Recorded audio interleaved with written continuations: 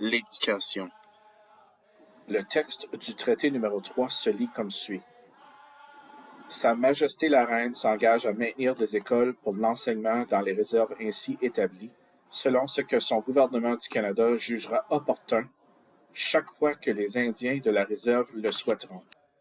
La communauté Anishinaabe du traité numéro 3 ont été informées qu'elles devraient construire des écoles à leurs frais avant que le gouvernement ne fournisse des fonds pour un enseignant.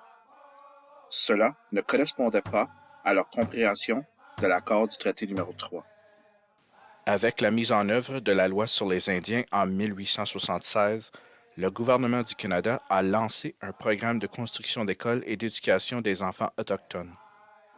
Cela a pris la forme d'écoles industrielles, puis des écoles résidentielles qui étaient souvent situées en dehors des communautés.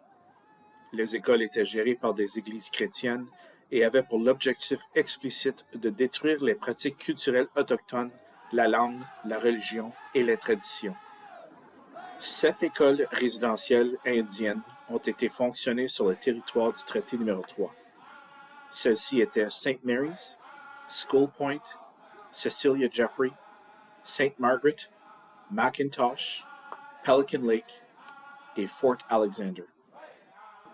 De plus, de 1886 à 1990, 16 écoles journalières indiennes ont fonctionné sur le territoire du traité numéro 3. Le but des écoles journalières indiennes était similaire à celui d'écoles résidentielles. Plus récemment, des fonds ont été mis à disposition pour que les communautés du traité numéro 3 puissent construire et entretenir leurs propres écoles qui intègrent à la fois des enseignements traditionnels et le programme standard de l'Ontario. Les femmes Anishinaabe. Dans les documents officiels, les femmes ont été exclues des négociations du traité numéro 3. Il est probable que les femmes aient accompagné les chefs et les hommes principaux aux négociations du traité. Le système des clans Anishinaabe était grandement influencé par la grammaire de clan. Les femmes occupaient traditionnellement des positions de leadership importantes et avaient le pouvoir de prendre des décisions.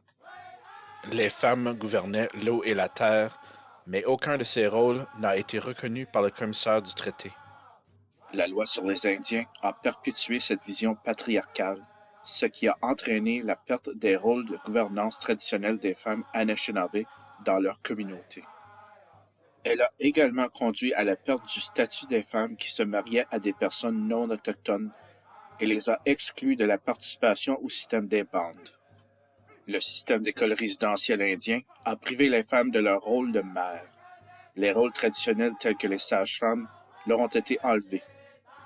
Ce n'est que récemment que ce type de soins de santé a été réintroduit dans les communautés du traité numéro 3.